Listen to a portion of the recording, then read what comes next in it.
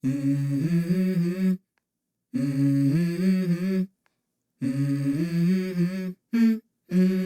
go. I wake up to a little bit of drool on my pillow, feel like it's gonna be a bad day. Assalamualaikum warahmatullahi wabarakatuh. Hai semuanya, kami dari kelompok 6. Video ini merupakan tugas project based learning dengan studi kasus teori faktor produksi di Kota Medan.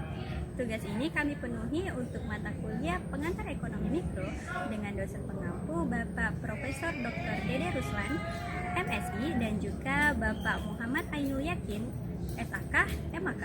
Pada kesempatan kali ini kami akan menyampaikan UMKM inspiratif yaitu Es Segar Ibu Ani. UMKM Es Segar Bu Ani resmi dibuka pada tanggal 3 September 2025. Lokasinya berada di Pasar MMTC Medan. Usaha ini dilakukan oleh dua pasangan suami istri yaitu Bapak Kaharudin dan Ibu Ani sendiri. Alasan mereka membuat usaha ini karena waktunya yang lebih fleksibel dan lebih mudah dalam hal beribadah dibandingkan dengan pekerjaan Bapak Kaharudin sebelumnya sebagai mekanik. Produk utama yang dijual adalah es campur, minuman segar yang banyak disukai oleh banyak kalangan. Nah, minuman ini tuh dikelola langsung oleh pemiliknya, mulai dari menyiapkan bahan, meracik, dan juga melayani pelanggan dengan ramah. Kehadiran es campur ini memberikan pilihan minuman segar yang pas untuk para pengunjung pasar. Kita akan membahas mengenai lokasi. Lokasi yang dipilih oleh Bu Ani ini sangat-sangat strategis. Mengapa? Karena pasar merupakan pusat keramaian. Dengan begitu akan mempermudah pembeli untuk memilih dan membeli barang yang ingin mereka beli. Serta mayoritas pembeli dari jualan es segar Bu Ani ini adalah pengunjung pasar MMTC itu tersendiri. Menariknya, usaha Bu Ani ini belum genap 1 bulan, namun tidak bisa dikatakan sebagai perintis. Mengapa? Karena dia mendapat dorongan yang sangat-sangat positif dari pengunjung-pengunjung dari pasar MMTC itu. Dengan kerja keras dan konsistensi, Es Segar Bu Ani diharapkan dapat terus berkembang, dikenal lebih luas, dan menjadi inspirasi bagi masyarakat. Baiklah teman-teman, mari kita saksikan bersama video wawancara yang kami lakukan di UMKM Es Segar Bu Ani.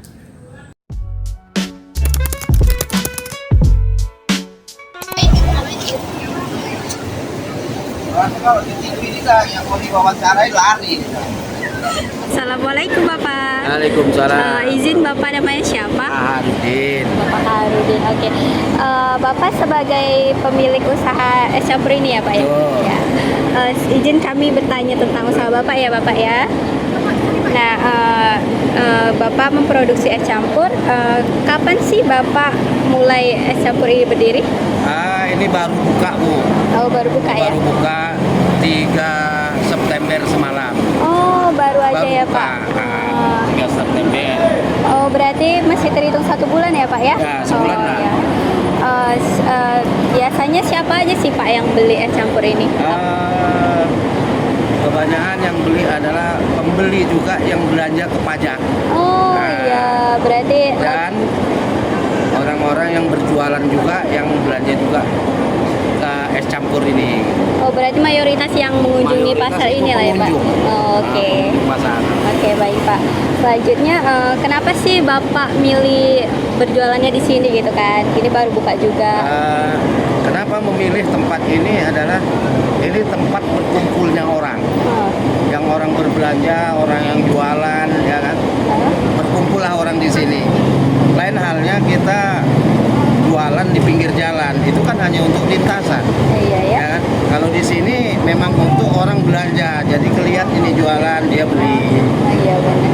Yang jualan juga kelihatan kami jualan es campur juga beli. Gitu. Oke. Jadi arti kata walaupun sebulan kami di sini, ini tidak seperti merintis gitu. Nah, Iya benar. tidak seperti merintis kayak kami jualan ini. Iya. Tapi kalau jualan di pinggir jalan kemungkinan kami merintis. Bulan, 2 bulan, 3 bulan baru orang paham, oh ini jualan ini jualan ini ya kan. Karena kan hanya melewat, hanya melintas. Kalau sini kan orang jalan. Iya. Nah, Iya. enggak, apalagi. Oh, benar-benar itu keputusan yang bijak ya Pak ya.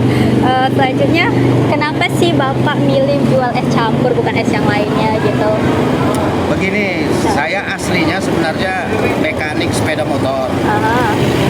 Belum lama jadi mekanik, baru 35 tahun. Oh, baru 35, udah lama dong. Ya. Kenapa memilih jualan es campur? Pakaian yang kita gunakan ini udah bersih. Di saat kita ingin sholat tinggal pergi sholat, kan begitu. Nah, ini kelebihan kita jualan pakaian bersih. Nah, makanya memilihlah jualan ini. Iya. Oh, berarti ini pure karena Bapak mau aja gitu ya, bukan ada dari ide-ide yang lain. Nggak ada. Gitu. Oke. Oke, untuk pertanyaan selanjutnya mungkin akan ditanyakan teman saya ya Pak ya. Nah. Sumber bahan baku untuk memproduksi sayur cendol ini apa ya Pak? Apa saja sumber bahan bakunya? Bahan-bahannya adalah gula merah, gula putih, lengkong, cendol ya, agar-agar, ada juga pisang, ada juga pulut, kan begitu. Kesemua bahan ini kebanyakan sudah tersedia di pajak juga. Nah, jadi kami nggak mau usaha jualan yang ribet-ribet. Contoh seperti jual sayur sarapan, ya kan? Itu kan ribet, jam 3, jam 4 bangun, masak segala macam, jual lagi. Kalau ini kan enggak, kita beli bahan di pajak, paling kita ngeracik untuk lengkongnya, untuk agar-agarnya. Jadi dari sisi ekonomisnya cukup ekonomis jualan es campur ini. Gitu. Jadi intinya Pak, bahan bakunya ini beli di pasar gitu kan Pak? Ya, pasar. Terus yang buat itu cuma untuk jelly-jelly atau enggak lengkongnya aja? Semua dibeli. Oh, semuanya dibeli? Semua dibeli. Ada sebagian lah kayak apa namanya, pulang kaling. Oh, iya. Kita rebus sendiri. Ada juga agar-agar kita rebus juga sendiri. Kan gitu kan? Nah, karena agar-agar ini kan dia dari cair nunggu beku dulu kan. Oh iya Pak. Baru Betul. bisa digunakan gitu. Nah, jadi keuntungan daripada jual es campur ini lebih praktis daripada jualan yang lain-lain. Betul itu Pak, betul. Apalagi Terus Pak, proses produksinya bagaimana Pak? Dari awal dia buat sampai dijual ke pasar? maksudnya untuk langkah-langkah awal seperti gula, itu kan kita beli bahan, tapi kan kita olah di rumah, kita rebus dulu supaya jadi encer kan gitu kan. Oh, iya. Nah itu prosesnya. Itu yang lain-lain kayak lengkongnya, agar-agarnya itu kan harus dirajang. Oh iya iya. Dibikin petak tahu kecil-kecil. Iya. Nah, itulah prosesnya. Jadi proses dari awal sampai akhir masuk ke becak itu kira-kira 2 jam atau 3 jam paling lama. Untuk kuahnya itu Pak, kan pakai apa? Nggak ada kuah-kuah. Jadi santan lah kita maksudnya peraskan. santainya tadi Pak. Santannya kita peraskan. Karena kan sekarang udah lebih praktis untuk pemerasan santan, udah ada mesin. Ya, kita pesan 3 atau 4 buah kelapa, itu kita peraskan sekalian gitu. Oh iya iya. Betul. Jadi praktis gitu ya Pak, Praktis. nggak usah. Jadi lebih praktis lah semua cara kerjanya. Kayak es kita nggak perlu punya juga kulkas, nggak apa-apa. Kita ada kan sudah ada disediakan sama orang-orang es batu gitu Iya, ya. iya. Kita tinggal beli aja. Oke oke. Mau 5 buah, mau berapa itu terserah keperluan kita lah. Nah, Kemudian Pak, di sini ada berapa pekerja Pak yang kami 2 aja. cuman Bapak aja sama suami Ibu? istri aja. Suami istri aja. 2 aja. Berdua. Iya. Nah, kira-kira Pak berapa total untuk biaya bahan bakunya?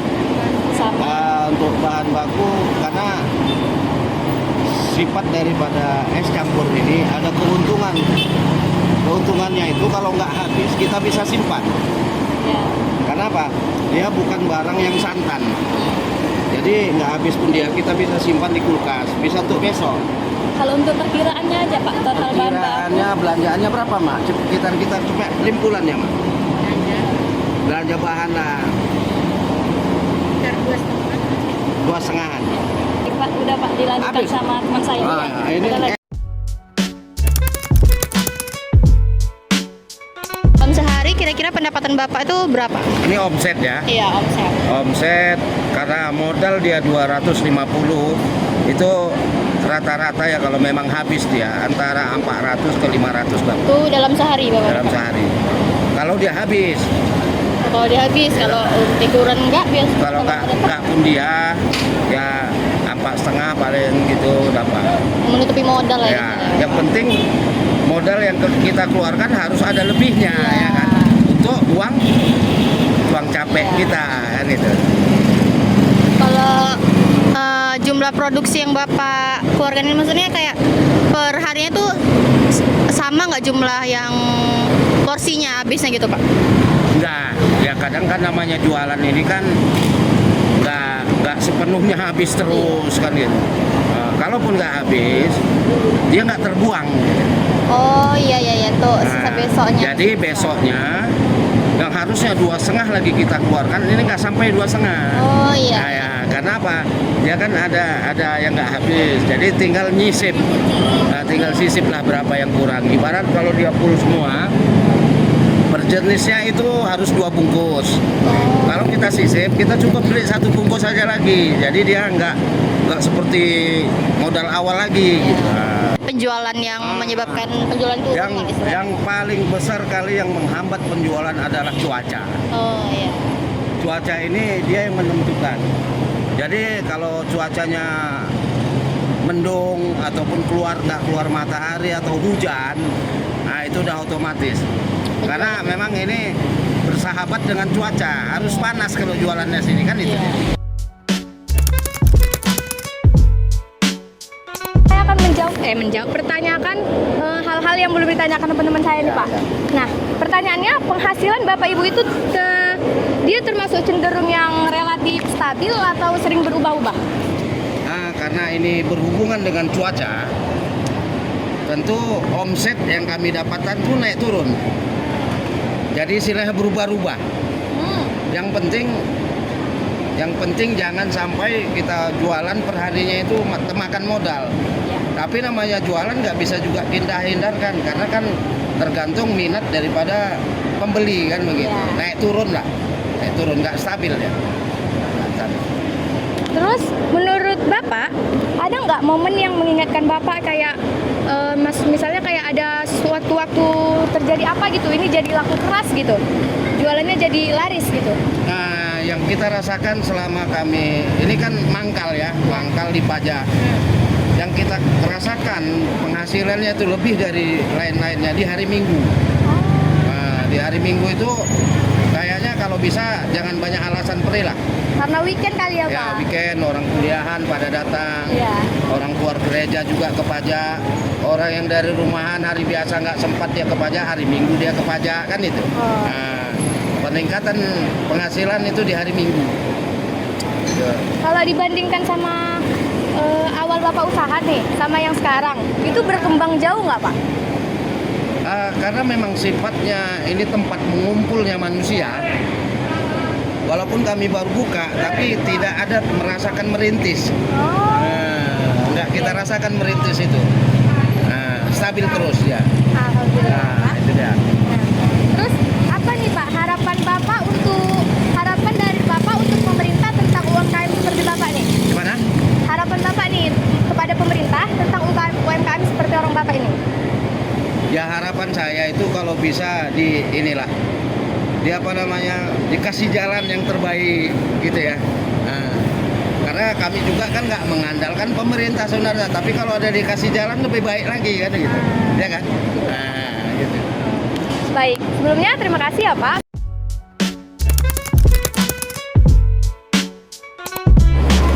Nah, selanjutnya kita akan mewawancarai tentang pembeli yang membeli di tempat Bapak tadi. Nah, kenapa sih kalian memilih untuk membeli di tempat Bapak tidak di tempat yang lain?